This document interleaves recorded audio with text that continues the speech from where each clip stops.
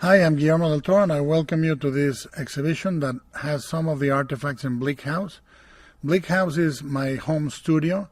It's two houses and about 11,000 square feet of strange, marginally interesting memorabilia and strange paintings and sculptures. When I was about 42, I was hanging one of my paintings in the corridor to the kitchen, and my wife said, "You cannot hang that there." And that's when I received a bolt of inspiration. I said, I got to get my own place. The house was created as a cabinet of curiosities for my imagination, for my work. It's where I write and draw and paint and design sets, creatures, effects for my movies. There is no division between high and low, between pop art and hallowed art that you can find in a museum. And part of this impulse, part of this joy is what I would love to transmit, hopefully to you, through my love of monsters. This is a monster that scares me. The Pale Man needed to be an essential ogre in a fairy tale. The ogre is the eater of children, and I wanted to represent something that eats innocence. It's not a monster I find to be gentle or forgiving. It's a monster that is literally blind to anything but a completely brutal and perverse appetite. It's displacing the eyes immediately create monstrosity. Why? Because that's the first symmetry we engage on. We engage first with the eye, and we make eye contact. And it's there that we find the soul. And if you displace that, there is something terrifying. The original sculpture that DDT was doing was the face of an old man. And then they sent me the sculpture, photographs of the sculpture in clay. And I felt this is not working. This is just an old guy. And I was having dinner with my wife, and I said, I'm going to remove the face. I'm going to just make it flat like the belly of a manta ray. Because the belly of a manta ray has two little nostril-like holes and a mouth that is a little too far away from the nostrils that give it this horrifying rectus type of gesture, the face. And I said, I'm going to do a manta ray face. And then I said, what should I do with the hands? I said, should I give it wooden hands that he puts on a stump?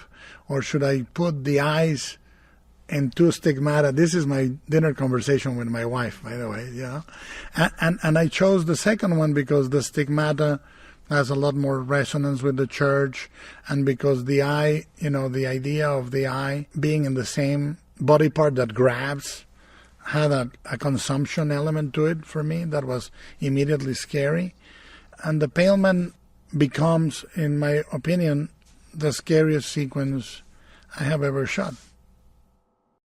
To me, Disney is a storyteller that has an incredibly dark side to him. His films have some of the scariest sequences ever created. The transformation into donkeys in Pinocchio, the death of the mother in Bambi, the majority of the witch episode in Snow White. He had an incredible attraction to the dark side of stories. And he knew for a fairy tale-like atmosphere to exist, he needed that content of darkness. We know that he was enormously influenced by Europe.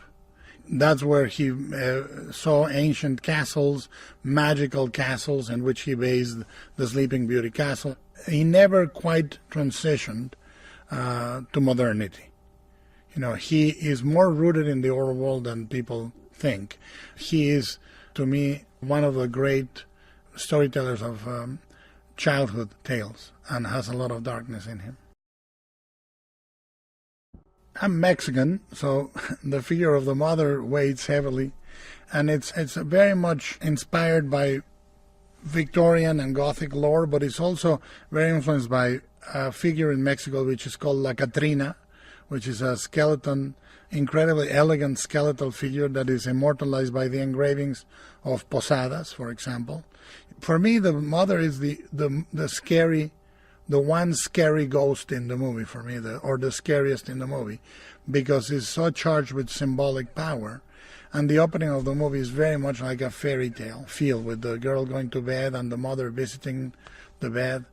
And this is based on an episode that my mother went through when she was a child. She was visited in her bed by the ghost of my grandmother. She came to her bed and she sat on the bed, and the springs on the mattress creaked, and my mother could smell her perfume, and she felt the touch of my grandmother. And when she turned, there was nobody in. Everything that we designed about Edith was very much like a fairy tale princess when she goes to the old world. I wanted to have her be in white, and to not avoid the idea that that primal sort of disingenuous innocence that she had, which was sort of a sheltered life, transforms itself by going through the blood and the sweat and the tears and all that. So the blood stains the dress at the bottom. As a male-driven society, we don't reconcile beauty and power. You know, we cannot make them analogous or compatible. And what I wanted is to Edith to be beautiful and powerful at the same time. So she is very much designed to be a fairy tale princess in terms of, but a stained fairy tale princess. Contrary to all the Gothic romance, I wanted her to have sex with the hero and not be hindered by that, but actually empowered by that, and B, lose her innocence and become a stronger woman and actually save herself, not be saved by the guy. So it was extremely important for me to say this is now a woman that understands the evils of the world, but she is capable of standing up to them. This is why I wanted to open and close the movie in white, like a framing device. It opens in limbo and ends in limbo with her saving the guy. She actually saves her savior and rescues him from dying. This is the faun from the movie Pan's Labyrinth, and this is a figure that I saw come out of behind an armoire when I was a child. I had lucid dreaming. I had night terrors. And in my grandmother's house, there was a big armoire in front of the bed.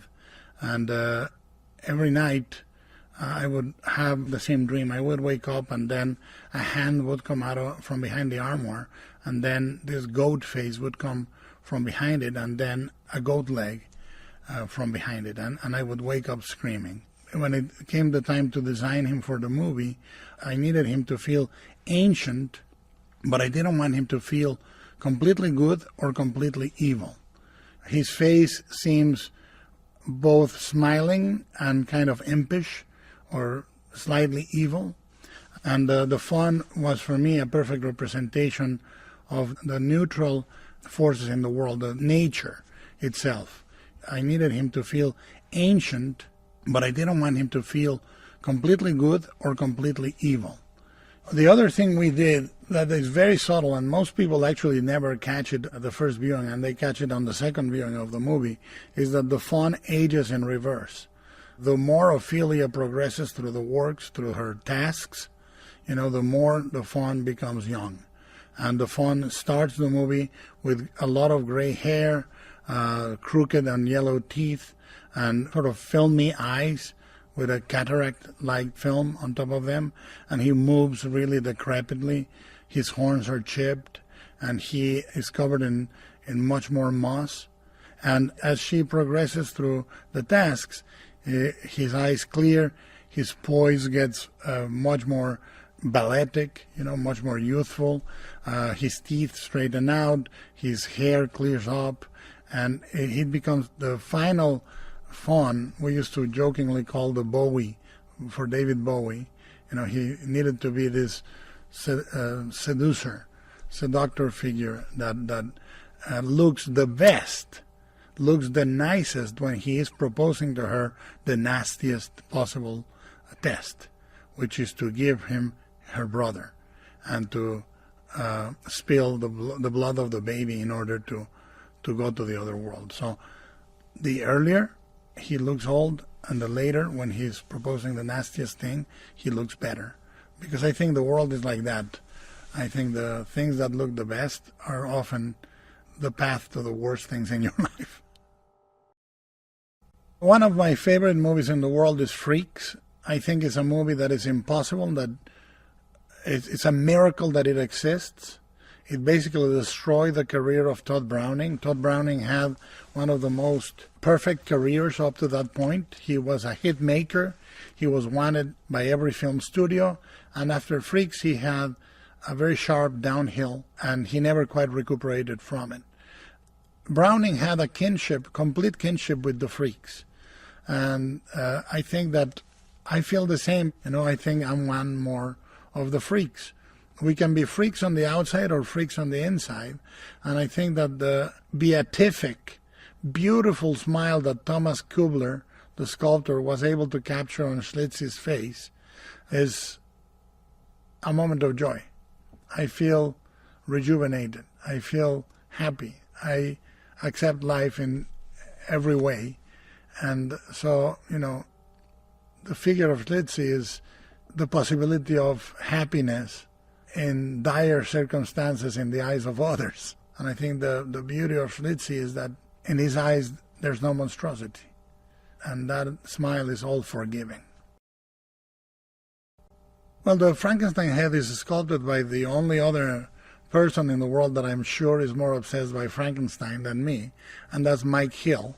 The reason Mike created that face is that he wanted to reproduce the impression that people had when they saw the giant face of Boris Karloff appear on the screen the first time they saw Frankenstein.